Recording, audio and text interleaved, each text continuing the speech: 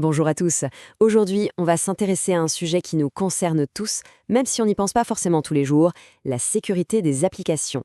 Pensez-y, c'est un peu comme un bouclier invisible qui protège toute notre vie numérique. Et la plupart du temps, tout va bien.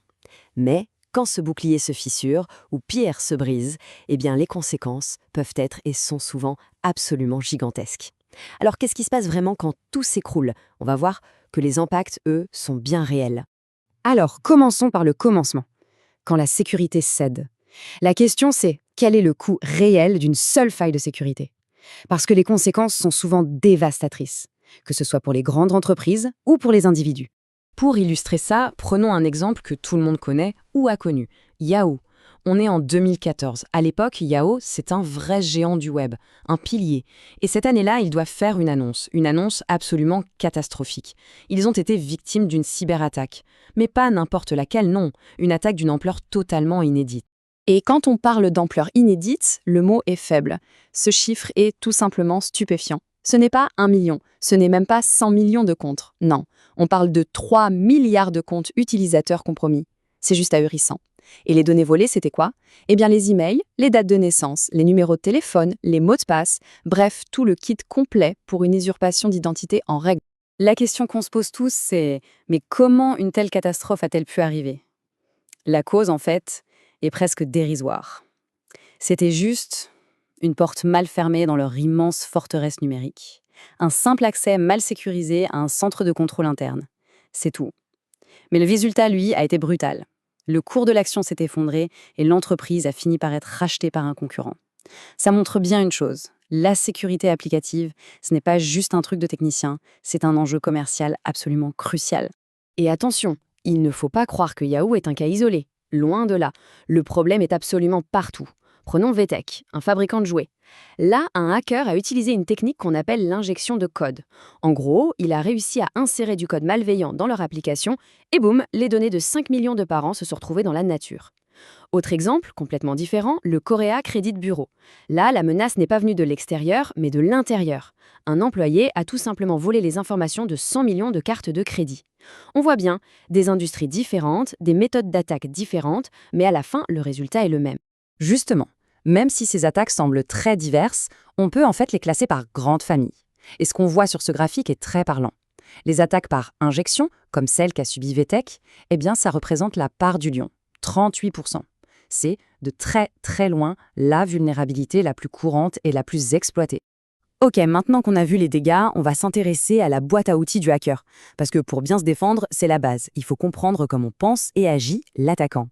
Alors, juste une petite précision avant d'aller plus loin, c'est important. On a tendance à tout mélanger, mais il y a une vraie différence entre un hacker et un cracker. Le hacker, à la base, c'est quelqu'un de curieux, qui explore les systèmes pour comprendre et souvent pour aider à améliorer la sécurité. Le cracker, lui, son intention est malveillante. Il s'introduit pour nuire, pour voler, pour détruire. Pour faire simple, l'un construit, l'autre démolit. Bon, premier outil dans cette fameuse boîte, l'usurpation d'identité, ou spoofing en anglais.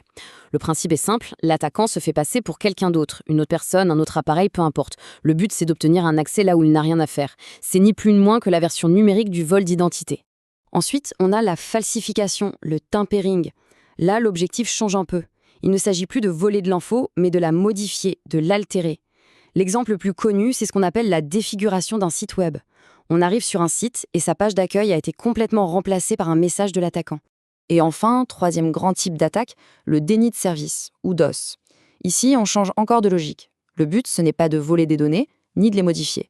Le but, c'est de tout casser. Ou plutôt, de rendre un service totalement inutilisable. L'attaquant va littéralement noyer le serveur sous un déluge de requêtes jusqu'à ce qu'il s'écroule et que plus personne, aucun utilisateur légitime ne puisse y accéder. Bon, on a vu le problème, les attaques, les outils. Maintenant, passons à la solution. Comment est-ce qu'on construit une véritable forteresse numérique? Quelles sont les bases, les principes fondamentaux pour se protéger? En fait, toute bonne défense numérique repose sur 4 grands piliers. C'est assez simple à comprendre. D'abord, l'authentification. Il faut prouver qu'on est bien qui on prétend être. Ensuite, l'autorisation. Une fois identifié, qu'est-ce qu'on a le droit de faire? Puis, la confidentialité. Comment s'assurer que les données restent secrètes? Et enfin, l'intégrité. Comment garantir que ces données n'ont pas été modifiées en cours de route? Et les 2 premiers piliers, l'authentification et l'autorisation, sont vraiment les 2 faces d'une même pièce. Ils fonctionnent main dans la main. C'est un processus en 2 temps. Étape 1, on vérifie qui est la personne, on demande ses papiers en quelque sorte, ça c'est l'authentification. Étape 2, et seulement après, on regarde la liste de ce que cette personne a le droit de faire ou de voir. Ça, c'est l'autorisation. C'est simple, l'un sans l'autre, ça ne sert à rien.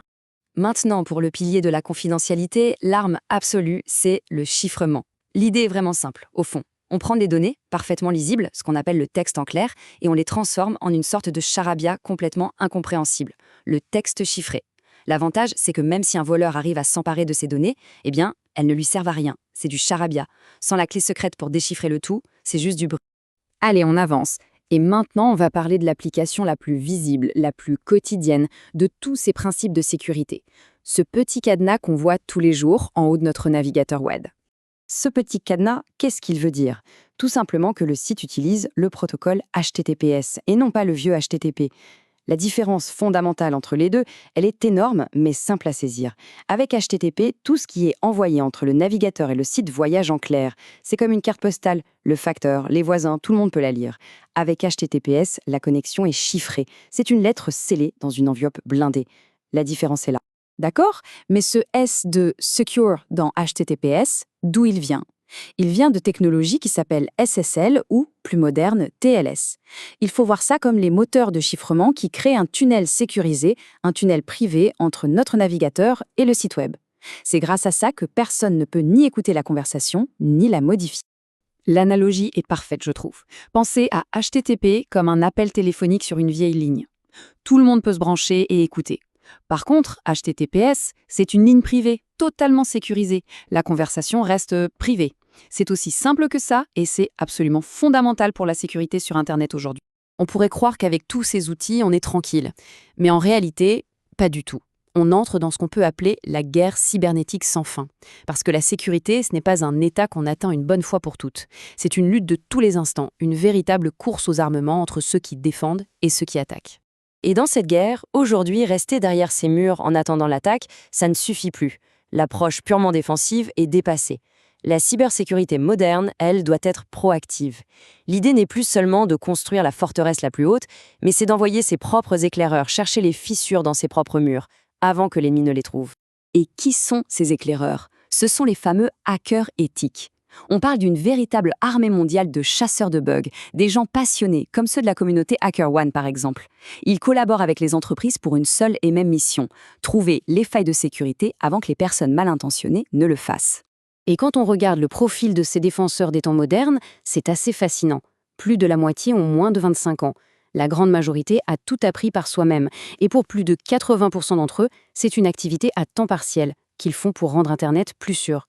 Un travail qui a déjà permis de distribuer plus de 100 millions de dollars en récompenses. C'est énorme. Ils sécurisent notre monde numérique, littéralement. Tout ça nous laisse avec une dernière question. Une question un peu vertigineuse. D'un côté, la technologie avance, les défenses sont de plus en plus solides. Mais de l'autre, les attaques, elles aussi, sont de plus en plus complexes, de plus en plus sophistiquées. Alors, au final, dans cette bataille sans fin qui se joue en permanence dans les coulisses de notre monde numérique, qui est vraiment en train de gagner la guerre pour nos données?